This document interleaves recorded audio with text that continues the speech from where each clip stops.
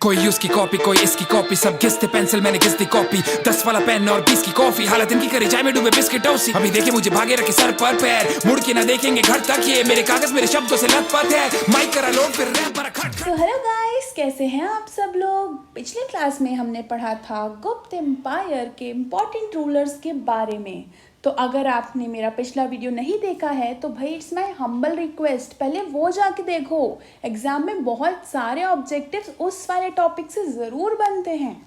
और अगर आपने वो देख लिया है तो बने रहिए इस वीडियो में, क्योंकि हम देखेंगे गुप्त एम्पायर के एडमिनिस्ट्रेशन के बारे में, उनकी सोशल लाइफ के बारे में, इकोनॉमी, आर्ट एंड आर्किटेक्चर, सब हम देख लेंगे और आपको अच्छे से समझ आ जाएगा कि कैसा था Gupta empire. So let's start the video guys. सबसे पहले हम बात करते हैं एडमिनिस्ट्रेशन की। तो भाई जैसा हर एम्पायर में होता है कि किंग सबसे ज़्यादा ऊपर होता है, तो भाई यहाँ पे भी किंग हेड था और उसको असिस्ट करती थी उसकी काउंसिल। और किंग के बाद आता है प्रोविंस। प्रोविंस को भुक्ति कहा जाता था, जिसको हेड करता था कुमारामात्य। फिर आते थे प्रोविंस वर डिवाइडेड इनटू डिस्ट्रिक्ट्स, जिसको विषय कहा जाता था और उसको हेड करने वाले होते थे आयुक्त। और districts were divided into group of villages, that is विथी, और उनको हेड कौन करते थे कुटुम्बीज। और ग्रुप ऑफ विलेजेस को डिवाइड कर देंगे तो बनेगा विलेज, जो स्मॉलेस्ट यूनिट रहती थी जिसको कहते थे ग्राम, और उसको हेड करने वाला रहते थे ग्रामिक। अब मार्कंडेय पुराण के हिसाब से जो किंग की ड्यूटी रहती थी वो थी राज्य धर्म को फॉलो करना। अब राज्य धर्म क्या होता है? राज्य धर्म मतलब तुम जो भी कर रहे हो उसमें तुम्हारी प्रजा को वेलफेयर मिलना चाहिए, उनका फ़ायदा होना चाहिए। और इसी पॉलिसी को फॉलो करते थे कौन? हमारे किंग। और गुप्त एम्पायर का मॉडल जो रहता था वो डिसेंट्रलाइज एडमिनिस्ट्रेशन का रहता था। अब अगर पिछले कुछ डायनेस्टीज़ की हम बात करते हैं तो वो बहुत ज़्यादा सेंट्रलाइज थी। मौर्यन एम्पायर में हमने देखा था कि भाई किंग की सारे काम करता था, न्याय भी वही देखता था और पनिशमेंट भी वही देता था, पुलिस भी वही था, मिनिस्टर भी वही था। तो बहुत सारी पावर्स थी किंग के पास, जुडिशियल हो गई, एडमिनिस्ट्रेटिव हो गई। बट यहाँ पर हम देखेंगे डिसेंट्रलाइज्ड एडमिनिस्ट्रेशन, मतलब पावर पूरी राजा के पास नहीं रहेगी, उसने पावर्स अलग अलग लोगों में बांट दी हैं। और डिसेंट्रलाइज्ड एडमिनिस्ट्रेशन सामंती व्यवस्था से भी इंजॉर हुआ है। हमने देखा था कि किस तरह सातवाहन्स के टाइम पर फ्यूडलिज्म स्टार्ट हो चुका था और वो फ्यूडलिज्म गुप्त एम्पायर में कॉन्स्टेंटली बढ़ता जा रहा था।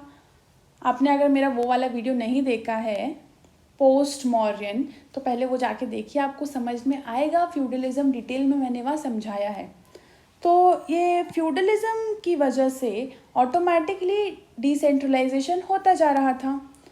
स्कंदगुप्त जैसे ग्रेट रूलर्स तक तो ये हैंडल हो रहा था और सही तरीके से जा रहा था। बट स्कंदगुप्त के बाद जो वीक रूलर्स रहे उनसे ये फ्यूडल सिस्टम हैंडल नहीं हुआ और वो एक नेगेटिव डायरेक्शन में जाने लगा। बट एनीवेज, पॉइंट आपको ये याद रखना है कि यहाँ पर डिसेंट्रलाइज एडमिनिस्ट्रेशन था। ठीक है। अब मैंने बताया कि किंग जो रहता था वो उसको एडवाइस कौन करती थी? मंत्री परिषद करती थी। और मंत्री परिषद के कुछ इम्पोर्टेंट ऑफिशियल्स थे, महाबलाधिकृत, महादंडनायक, महाप्रतिहार, दंड पाशिक जैसे ऑफिशियल्स रहते थे जो कि उन्हें हेल्प करते थे। सिटी कॉरपोरेशन जो रहती थी उसको हेड करते थे नगर श्रेष्ठिन। कौन करते थे हेड? नगर श्रेष्ठिन। एग्जाम में पूछ सकते हैं कि सिटी कॉरपोरेशन को गुप्त पीरियड में हेड कौन करते थे, तो वो थे नगर श्रेष्ठिन। एंड अगर आपने मेरा पिछला वीडियो देखा है, जो कि मैं उम्मीद कर रही हूँ कि आपने देख लिया होगा, तो आप देख सकते थे कि हर राजा के पास एक बहुत ज़्यादा हाई साउंडिंग टाइटल रहता था।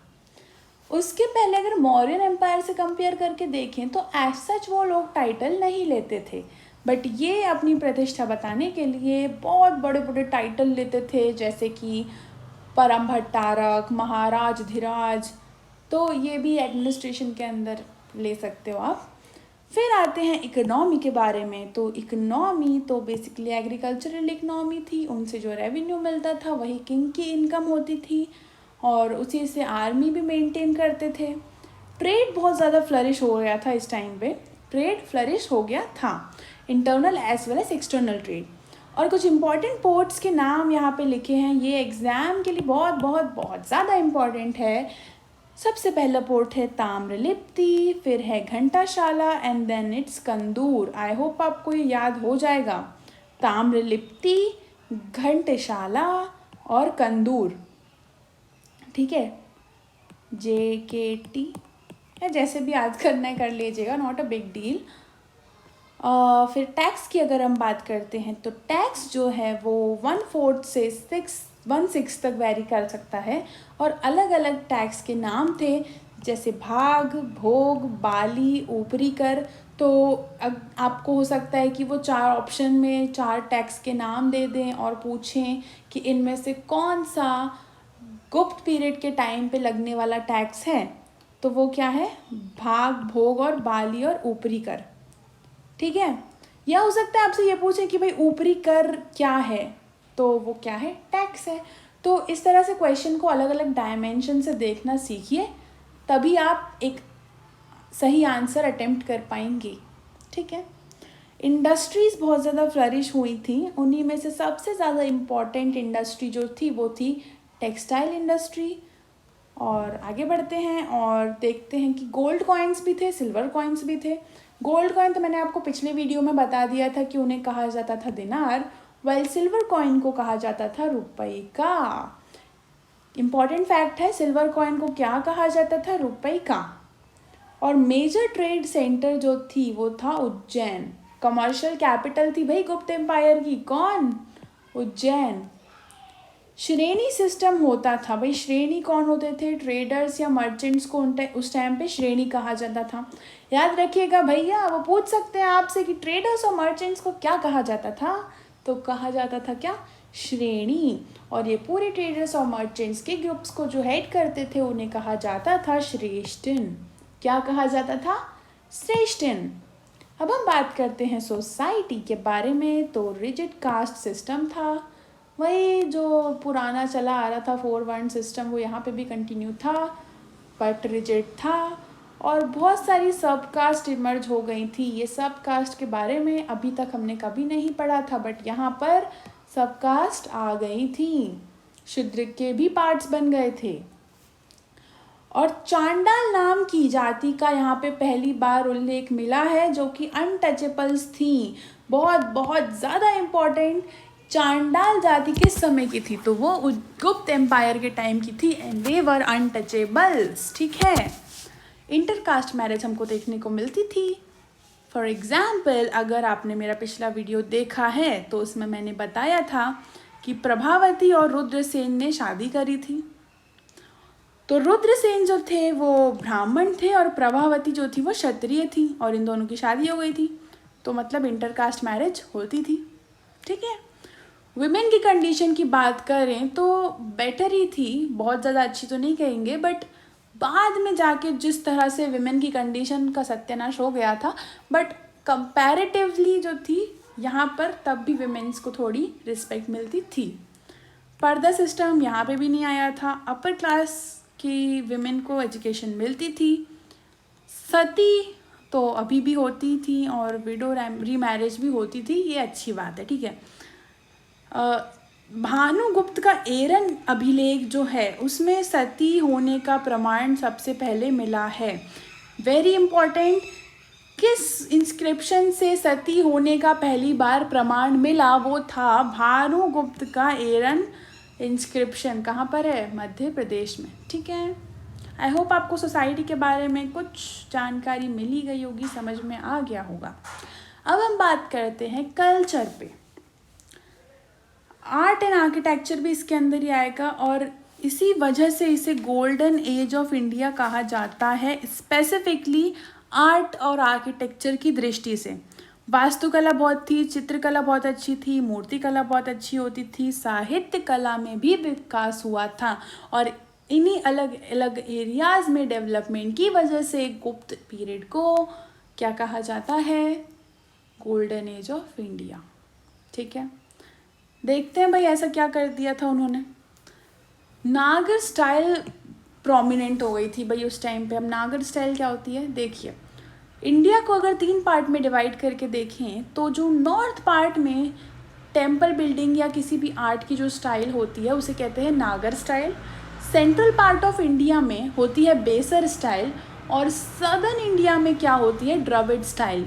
ये बहुत ज़्यादा इम्पॉर्टेंट है एग्जामिनेशन के लिए, नागर, बेसर और द्रविड़ शैली। अगर आप चाहते हैं कि मैं इसके लिए अलग से वीडियो बनाऊं तो भाई कमेंट सेक्शन में लिख के बताइएगा।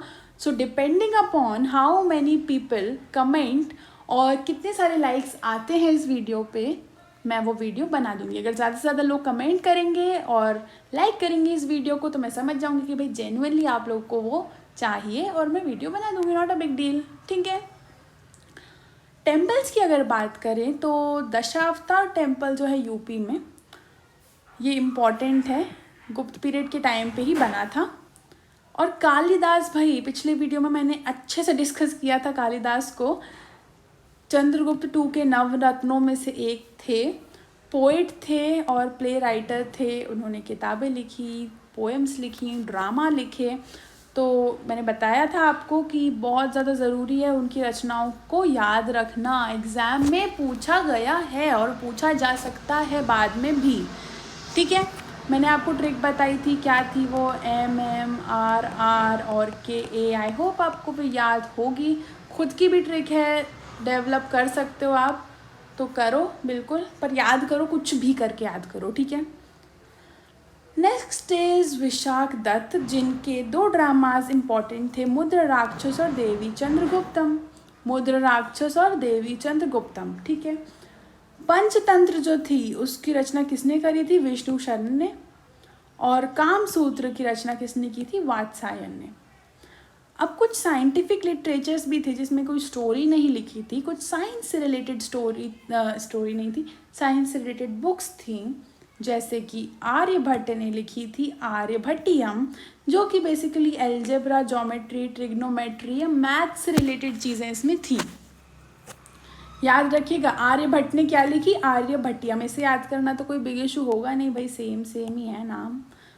ठीक है, अब हम बढ़ते हैं वराहमिहिर की ओर। वराहमिहिर ने लिखी बृहद संहिता और वो बुक थी एस्ट्रोलॉजी से रिलेटेड। अब यहाँ एग्जाम में क्या पूछा जाता है ये समझिए आप। सबसे पहले तो पूछ सकते हैं बृहद संहिता के रचनाकार कौन है, तो वो है वराहमिहिर। और दूसरा इम्पॉर्टेंट क्वेश्चन ये है कि बृहद संहिता किस फील्ड की किताब है, तो वो आपको ऑप्शन दे देंगे, मैथ्स, एस्ट्रोलॉजी, मेडिसिन, फिजिक्स। तो याद रखिएगा बृहद संहिता मतलब एस्ट्रोलॉजी के ऊपर किताब है। याद रहेगा ना आपको, बिल्कुल रहेगा। अब हम बात करते हैं ब्रह्मगुप्त की तरफ। ब्रह्मगुप्त ने लिखी है ब्रह्म सिद्धांत। अब ब्रह्मगुप्त, ब्रह्म सिद्धांत, ये नाम याद रखना डिफिकल्ट नहीं है, पर याद रखना ज़रूरी ये है कि ब्रह्म सिद्धांत की बुक जो थी वो भी एस्ट्रोलॉजी पे बेस्ड थी। अब आते हैं, इम्पॉर्टेंट है धनवंतरी। धनवंतरी ने लिखी है नवनीतकम, जो कि मेडिसिन की बुक है। एग्जाम में पूछ सकते हैं, बिल्कुल याद रखिएगा कि नवनीतकम कौन सी फील्ड की बुक है, तो वो है मेडिसिन की फील्ड की किताब, जो कि लिखी गई है धनवंतरी के थ्रू। याद रहेगा। ओके, सो आगे बढ़ते हैं और देखते हैं कि गुप्त एम्पायर के लोगों को मेटलर्जी अच्छे से आती थी। ये हम मेहरौली के आयरन पिलर में देख ही सकते हैं कि क्या उन्होंने कॉम्बिनेशन रखा होगा अलग अलग मेटल्स का कि उसमें अभी तक जंग नहीं लगी है। तो वही एक एग्जाम्पल काफ़ी है ये बताने के लिए कि उनको मेटलर्जी आती थी, अलग अलग धातुओं को मिला के एक नया मेटल धातु बनाना उन्हें आता था। तो भाई अगर आपको ये वीडियो पसंद आया हो तो लाइक ज़रूर कीजिएगा, शेयर भी कीजिएगा ताकि बाकी लोगों को भी गुप्त एम्पायर के बारे में पता चल सके, और सब्सक्राइब भी कीजिएगा ताकि मेरे आने वाले वीडियो की नोटिफिकेशन आपको मिल जाए। और या जाने से पहले एक और इम्पॉर्टेंट बात ये है कि भाई जब मैं ये आपके लिए स्लाइड्स बना रही थी तब मैं देख रही थी कि भाई गुप्त एम्पायर के ना बहुत सारे फैक्ट्स हैं, अनलिमिटेड फैक्ट्स हैं। मैंने बहुत सारे सोर्सेस से मिलाकर ये वाला वीडियो बनाया था।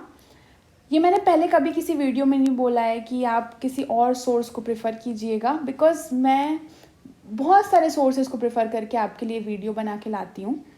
बट इस वीडियो में इट्स माय जेन्युइन रिक्वेस्ट कि आप अपने खुद के लेवल पर भी किसी दूसरी बुक से या इंटरनेट से ज़रूर पढ़िएगा, क्योंकि ये इतना बड़ा है कि इसे 20-20 मिनट के 2 लेक्चर्स में कंपाइल कर पाना इज़ नेक्स्ट टू इम्पॉसिबल। मैंने कभी पिछले वीडियोस में नहीं बोला है, बिकॉज जो मैं उनमें बताती थी जितना ज्ञान वो सफिशेंट रहता था, उतने फैक्ट्स, बट इसमें उतना सफिशेंट नहीं है। इतनी सारी इन्फॉर्मेशन के बाद भी बहुत सारी चीज़ें ऐसी हैं जो डेफिनेटली छूट गई होंगी और इम्पॉर्टेंट भी हो सकती हैं। हालांकि I have tried my level best कि मैं आपको बेस्ट मैटर प्रोवाइड करूं अलग अलग सोर्सेज से, बट स्टिल आप अपने लेवल पे भी गुप्त एम्पायर के लिए बस मैं बोल रही हूँ, अपने लेवल पर भी बुक्स प्रेफर कीजिएगा, इंटरनेट भी प्रेफर कीजिएगा, क्योंकि ये बहुत ज़्यादा बड़ा टॉपिक है। घबराइएगा मत, हो जाएगा, ज़्यादा मुश्किल नहीं है।